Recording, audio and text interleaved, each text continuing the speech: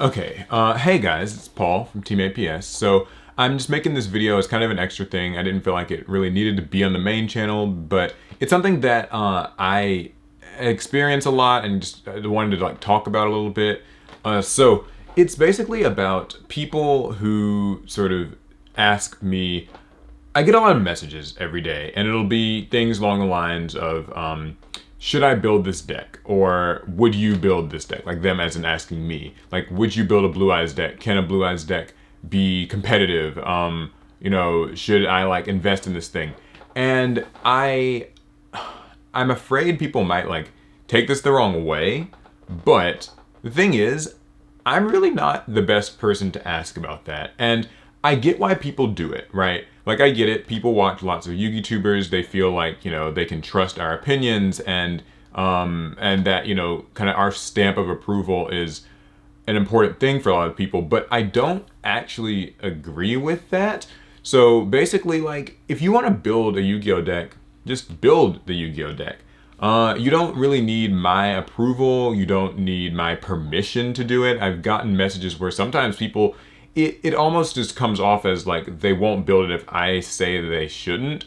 But let's say you want to build a Raid Raptor deck. I don't know, it's like a new thing. They just got some support in this new set. And, like, build it, right? Like, if you like it, build it. I know sometimes people want to know, like, can it win a tournament? And the answer is a lot of decks can't really reliably win a tournament. It doesn't mean that they like will never win, especially like if you're just going to locals, you're playing in a casual online tournament. Maybe if you're going to a regional whenever we get those back. But just because a deck's not like the best thing out there doesn't mean that you can't build it. It's okay if your deck sucks. It's okay if, your deck isn't the best it can be. Maybe your goal is to just have fun. Maybe your goal is to make it as good as it can be. Whatever, like, I don't know, it's not really my business. I guess the main thing is, don't feel like if somebody were to message me that, like, someone says, okay, hey, I want to build a Gladiator Beast deck because they seem really cool, but can they compete?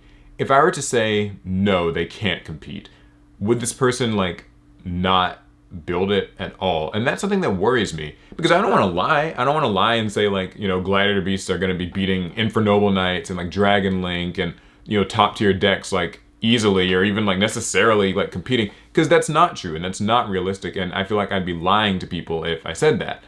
But on the other hand, so what? So what if it can't? That doesn't mean that like you shouldn't build it.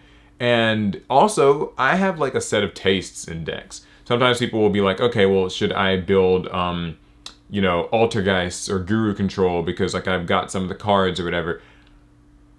Sure, if you're interested in it, build it. I'm not a huge fan of, maybe Guru Control, right? It's not my type of deck. It doesn't mean it can't be, your type of deck. So, I say that not to sound like, okay, never ask me for anything, or like I don't care about your questions or your concerns. That's not it. It's just I don't want to, tell people what to do. I don't really...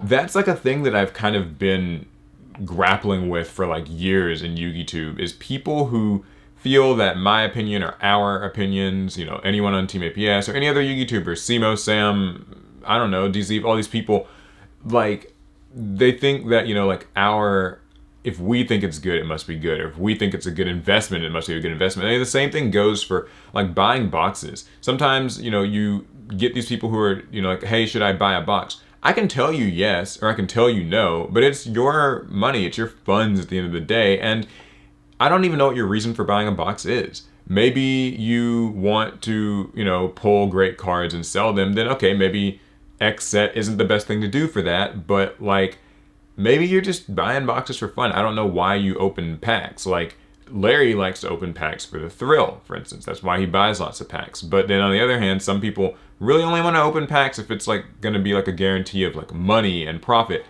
Both are valid. I am not saying any way is like invalid.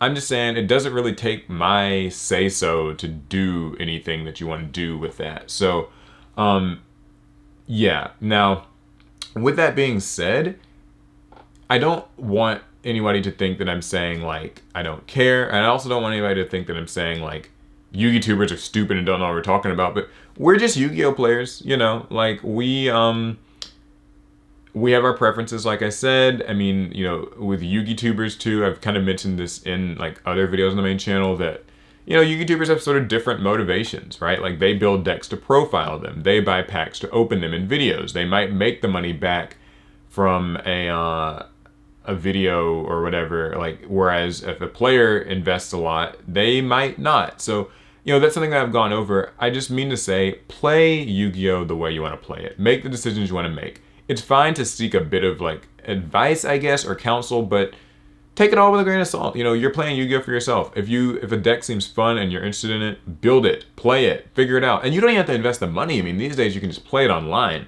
like, and test it, so you don't have to spend a penny before you actually are confident it's something that you'll like. And, you know, when it comes to opening packs, well, be honest with yourself, right? Like, if you just like to open packs for the thrill of it, then you probably should buy a box, you know, if you can afford it and everything. And if you're expecting to get a profit, you probably can just look up the price of a couple of cards in the set and know that, like, Phantom Rage, for instance, isn't really the best pack to be opening to, like, make your money back.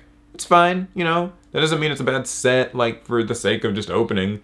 But my opinions on that don't necessarily reflect everything. So that's just something that I wanted to say, something that I wanted to get off my chest, I guess. Hopefully no one's like too upset with me for saying that. I've seen all kinds of comments like that. So yeah, all right, that's gonna be it. Be sure to like and sub and check out stuff on the main channel and this channel too, I suppose. I'll try to have some more stuff. Okay, that's it. I'm done.